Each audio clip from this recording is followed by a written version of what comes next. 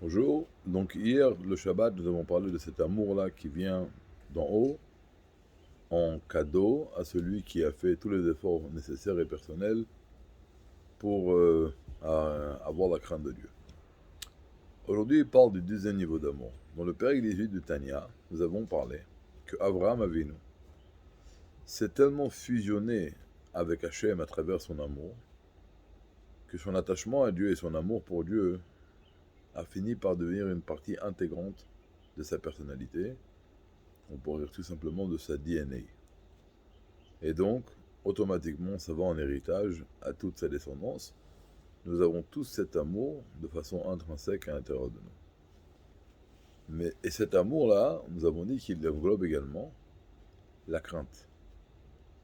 J'aime Dieu, et donc je crains de faire un acte qui pourrait créer une séparation entre moi et Dieu.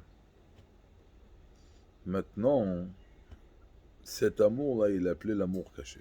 Parce que parfois, la klipa, la sitracha, peuvent voiler sur cet amour que nous avons pour Akadosh Baruch. Peuvent voiler sur cet amour que nous avons pour Akadosh Baruch. Et donc à ce moment-là, l'homme, ce qu'à Dieu ne plaise, peut venir à fauter, à pécher. Et donc le premier travail que l'homme va faire, c'est de se débarrasser, de chasser de lui-même cette force du mal qui pourrait voiler sur cet amour. Ça veut dire ne pas faire des choses qui sont contraires à la volonté de Dieu, ne pas laisser la clipa venir prendre une dominance.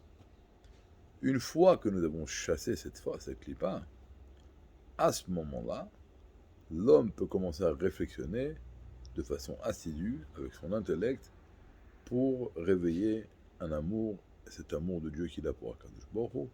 Bien sûr, après, il va être traduit dans l'action, dans l'étude de la Torah et dans l'accomplissement des mitzvot. Maintenant, on ne va jamais réussir à chasser, parce qu'ici on parle d'un juif, un Benoni maximum, on ne va pas réussir à chasser de façon intégrale et définitive l'attirance que nous avons pour les choses de ce monde matériel. Ça, non, on ne pourra pas. Alors, manger, nous allons continuer à manger, boire également. Mais ce qu'on peut réussir à faire, c'est à asservir les désirs de corps et de l'âme animale à la volonté de la neshama. Regardez, chez l'âme animale, par exemple, son intellect va être là pour servir ses besoins naturels. Ça veut dire, j'ai envie de faire quelque chose, j'ai une pulsion, et là, mon intellect va m'aider à, à acquérir cette chose de laquelle j'ai envie. Donc c'est l'intellect qui sert les sentiments. Chez un juif, ça ne peut pas être comme ça. C'est les sentiments qui doivent servir l'intellect. Ça veut dire, je vais manger, je vais boire, mais tout ça, c'est pour servir l'intellect de la manie divine. Je vais manger et boire pour me voir mieux étudier, mieux réflexionner et mieux comprendre la grandeur d'Akadosh Baruch. Voilà, c'est en gros la Nekuda d'aujourd'hui. Bezrat Hashem, nous continuerons demain.